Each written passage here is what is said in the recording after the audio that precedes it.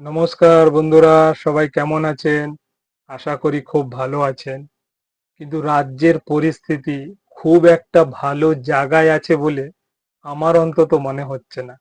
কারণ এই আরজি কর হাসপাতালের ঘটনা ইতিমধ্যেই আপনাদের বোধগম্য হয়ে গিয়েছে।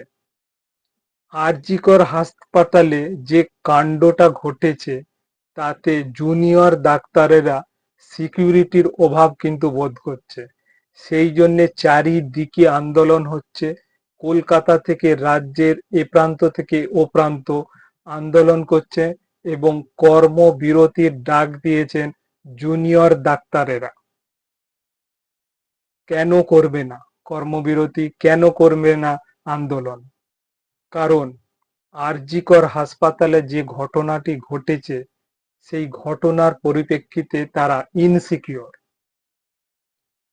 কিভাবে চারতলার সেমিনার হলে গিয়ে ঘুমন্ত ডাক্তারকে অত্যাচার করলো এবং ধর্ষণ করে খুন করলো, এই ঘটনা মানুষের মনে খুব যন্ত্রণাদায়ক একটা ঘটনা। ঘটনাটি ঘটে 8ই আগস্ট রাত 11টার সময়।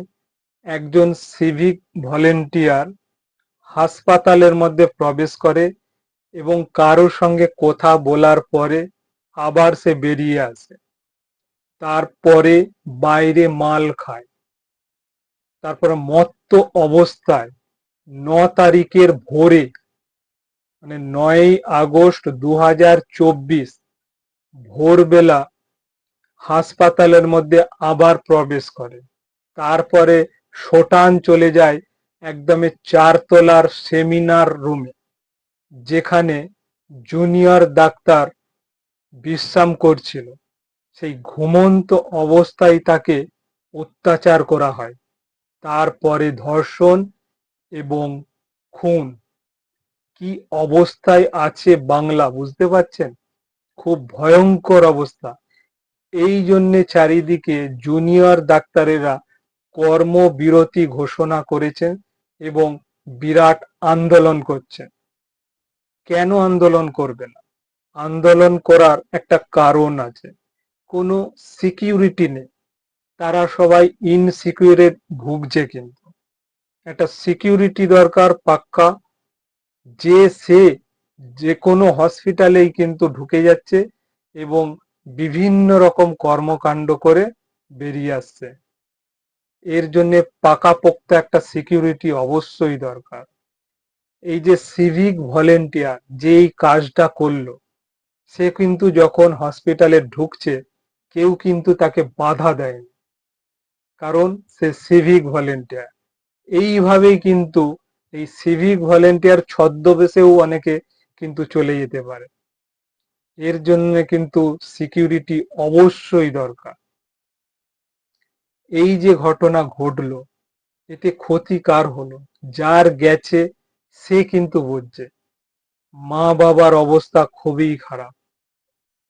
যাকে ধর্ষণ এবং খুন করা হয়েছে তার বাড়ির লোকজনের সঙ্গে মুখ্যমন্ত্রী মমতা ব্যানার্জি কথা বলেছেন এবং আশ্বস্ত করেছেন যে বিচার তারা পাবেন।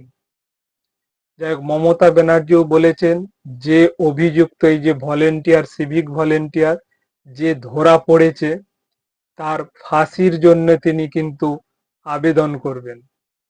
তার যেন ফাঁসি হন সেটাই চান।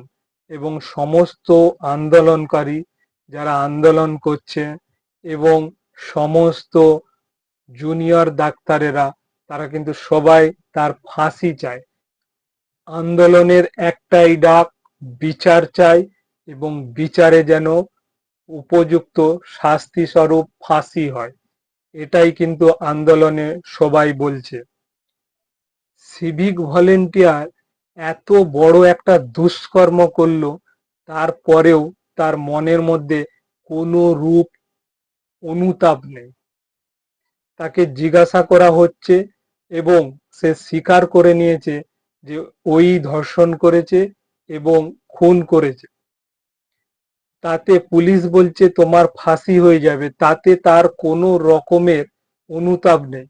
বলছে ফাঁসি যদি দেয় দিয়ে দিক ফাঁসি, কোনো অনুতাপ নেই। পুলিশের জালে ধরা পড়ার জন্য তাকে সাহায্য করেছে। সে যখন হসপিটালের মধ্যে প্রবেশ করে তার কাছে একটা ব্লুটুথ হেডফোন ছিল, এবং সে যখন দুষ্কর্ম করে বেরিয়ে আসে তখন কিন্তু তার কাছে হেডফোনটা ছিল না। হেডফোনটা ছিল দুষ্কর্ম করার জায়গাতে। তাই জন্য খুব সহজেই সিভিক ভলেন্টিয়ার পুলিশের জালে ধরা পড়ে যায়, এবং সে এখন 14 দিনের পুলিশি হেফাজতে আছে। চারিদিকে আন্দোলন হচ্ছে, একটাই রব, বিচার চাই, এবং উপযুক্ত যে আসামি তার ফাঁসি চাই। অবশ্যই সবাই কিন্তু ফাঁসি যায় এই ধরনের কাজ করার জন্য। কি দুঃসাহসিক কাজ! এদের কিন্তু ফাঁসি অবশ্যই দেওয়া উচিত। যারা অপরাধমূলক কাজ করে তাদের কিন্তু এই জগতে থাকার কোনো অধিকার নেই, কারণ ভালো ভালো মানুষদের এরা কিন্তু মেরে দিচ্ছে। কোনো রকম কিন্তু তাদের মনের মধ্যে অনুতাপ নেই। এখন সমাজ ব্যবস্থা কি যে হচ্ছে দিন দিন, এখন বোঝাই মুশকিল। কার মনে কি আছে আপনি কিন্তু বুঝতে পারবেন না। আপনার সামনে যে বসে আছে সে আদৌ কি ঠিক, না তার মনের মধ্যে অন্য কিছু চলছে, সেটা আপনি কিন্তু বুঝতে পারবেন না, আমিও কিন্তু বুঝতে পারবো না। যখন সে দুষ্কর্ম আরম্ভ করবে তখনই কিন্তু বোঝা যায়। এই জন্যে সবাইকে কিন্তু খুব সাবধানে থাকতে হবে, খুব জাগ্রত অবস্থায় থাকতে হবে, কারণ এই সমাজে কখন কি ঘটবে, কার সঙ্গে ঘটবে, কেউ কিচ্ছু বলতে পারবে না। তাই জন্য সবাইকে বলছি খুব সাবধানে থাকবেন, এবং জাগ্রত অবস্থায় সবসময় কিন্তু থাকা উচিত। তো বন্ধুরা, আজকের ভিডিওটি কেমন লাগলো, এবং আপনারা অবশ্যই এর আগেই খবরটা পেয়ে গেছেন, তবুও আমি ভিডিও করলাম। যদি এই ভিডিওটা আপনাদের ভালো লাগে তাহলে একটু লাইক কমেন্ট শেয়ার তো আপনারা করছেনই রেগুলার। তো আপনারা এতক্ষণ আমার সঙ্গে যে আছেন তার জন্য অসংখ্য অসংখ্য আপনাদের ধন্যবাদ। তো আজকের মতো চললে আটা, বাই বাই, নমস্কার।